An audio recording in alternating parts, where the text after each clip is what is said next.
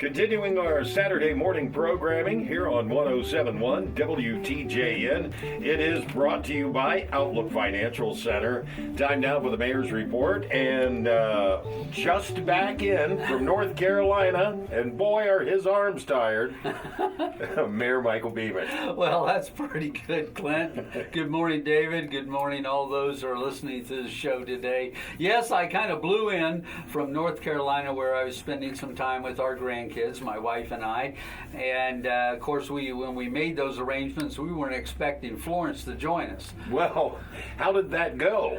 Well, of course, throughout the state, they have a state of emergency, and the devastation, it's going to be much more than just the actual water surge that when it hit landfall on the beaches. But we were up outside Charlotte, where we did have wind and we did have rain, but it wasn't near as devastating as along the coastal side. But saying that, there's a lot of aftermath that's going to take place. There were deaths, unfortunately. We were blessed. We were there, and we survived, and we knew some other folks that lived in Troy that moved down there, and we checked up on them, and they were okay too. So in a way, it turned out okay. But for a lot of people, they're still impacted. Oh yeah, that's going to be a cleanup for quite some time. Correct. And all right. Council, that went off on Monday night. Got back on time to get to council meeting, and then when we looked around the council chambers, we saw we only had 6 members of council there. Of course, the president of council, who I might say only votes in case of a tie, but a number of issues that had to go on to a next reading, because this is a good time to talk about this, Clint.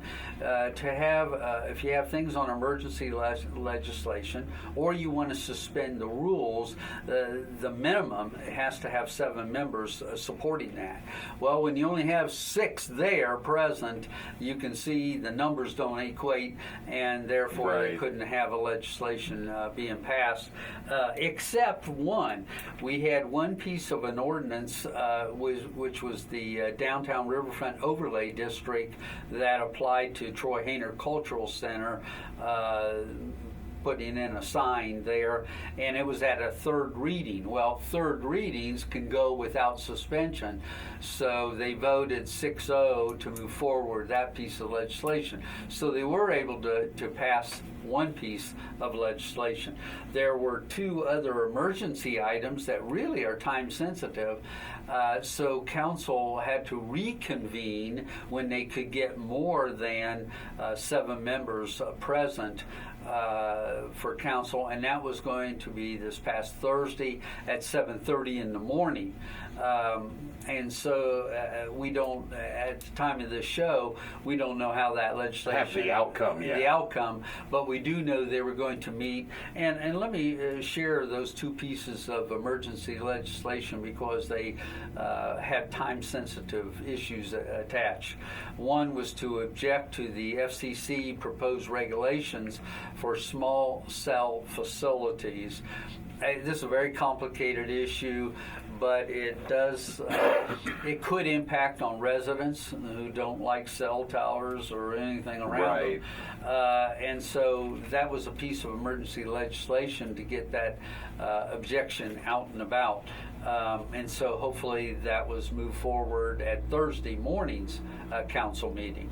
The other piece of emergency legislation had a date, because if you can remember, Treasure Island Park was going to host the UD River Stewards, but that was a rain washout, and so they rescheduled the UD River Stewards for September 29th and 30th, that time period. And so they had to amend what was 034 to be 041, piece of legislation. And of course, if we only had 6 people, we couldn't do that. So Right. it had to move to Thursday so that they can be time sensitive to the September 29th, 30th opportunity for the UD River Stewards to come and camp out and have a fire pit, and just basically to enjoy the ambiance of Treasure Island Park. And so hopefully that moved forward with that emergency council meeting. All right, so that'll take it to the next actual council meeting, which will put it in October. the first Monday in October. First Monday in October, so you can see why they had to have a special meeting to make sure that those pieces of legislation move forward. Gotcha. Now, if folks are moving around downtown, wiping their eyes trying to figure out if they're seeing something different, they are seeing something different. We've got some new colors coming up on our poles. It's all part of the new branding for Troy. Again, the color scheme it fits the new brand. People, it's going to take time to people to get adjusted to it. But I like the blue. Yeah, I think you'll start to see things pop. And along with that, there's going to be signage to redirect people to different places around our community. That's all good for our economy as well, and for our small businesses, and for the main buildings like City Hall, Courthouse. Having people who may be on a bike coming in and wanting to stop off in Troy. It'll direct them to certain key places. So just keep your eyes open when you're making your way around town, whether on foot, on bike, or in the car. Absolutely. That those crews are out there working on that. This is something for kind of the same thing, whether you're on bike or on car.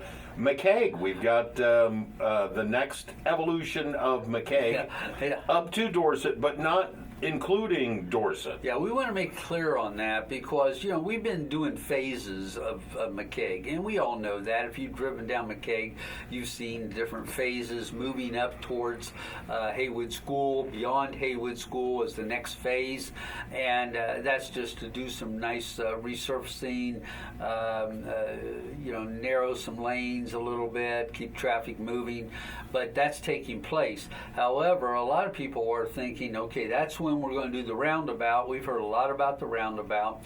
That's going to be a phase all its own. Now, that isn't until next year. And that's not until 19. Okay. So everybody take a deep breath. You may be able to get around and find a new way around the section that's going to be done right now, and I believe the timeline on that is now through, believe in November or something.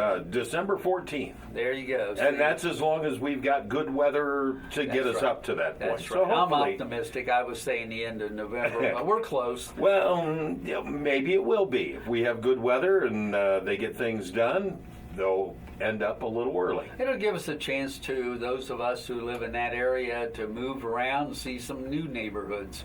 Yeah, you can discover the new way to get downtown. But I do want to make it clear that the roundabout concept at Dorset and McKaig is a separate piece, and that will be done sometime in 19. Okay.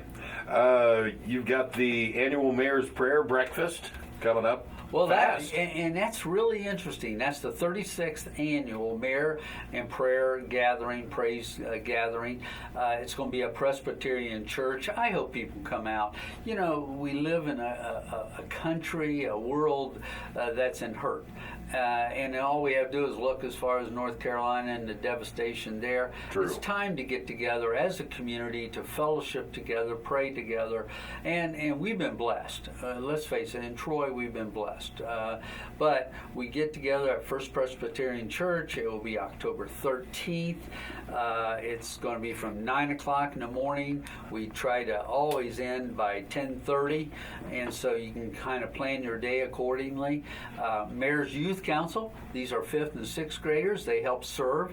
It's just a nice way of bringing young with older folks together, and we have a great breakfast. And here's the key: the speaker that we've got scheduled to come is the CEO and president of the Pink Ribbon Girls, and that's Heather Salazar. Nice. And so she's been on national TV. She's going to be at Presbyterian Church on that October 13th morning, and I would encourage people to come listen to her story. You listen to her story and you'll be really touched by it. And that leads in to next week. I was going to say, week. our next big event that's coming up downtown Is the Pink Ribbon Girls event that's held on October 19th of 18. And we will, they have a walk, run, if you want to run. But it's a good time. There'll be a booth talking about all the, and you'll see a lot of pink. You'll see a lot of pink. But that's going to take place again on October 19th. So you come on October 13th for the prayer and praise gathering and listen to Heather speak of her story. And then you can participate that following Friday on October the 19th with the Pink Ribbon Girls event and fundraising activity. All right. Well, that will be a good time to be had by all. Well, you know, we keep talking, you and I, Clint, about there's a never-ending activities that are taking place, and it just keeps going into the fall season, and we all wait for that day after Thanksgiving when we had the grand illumination ceremony downtown. Boy, there is still so much ahead of us yet. Well, yeah, we got the Halloween parade. Hometown Halloween, you've got the grand illumination. Pink Ribbon Girls are going to be downtown. We're not that far off from the Fall Farm Fest out at New Farm. So there's a lot of activity still. And let's all remember, Farmers Market will continue through September. Yep. So we have a number of two more of those to go. That's right. So you want to make sure you get down to Jerry Street here this morning. Take advantage of that because by the end of the month, it's going to be gone till next summer. Yeah. So anyway, I hope everybody has a safe, enjoyable weekend this weekend, and looking forward to the fall season. All right, Mayor. Thank you so much. Thank you. This has been the Mayor's Report with Mayor Michael Beamish. I'm Clint Myers on 107.1.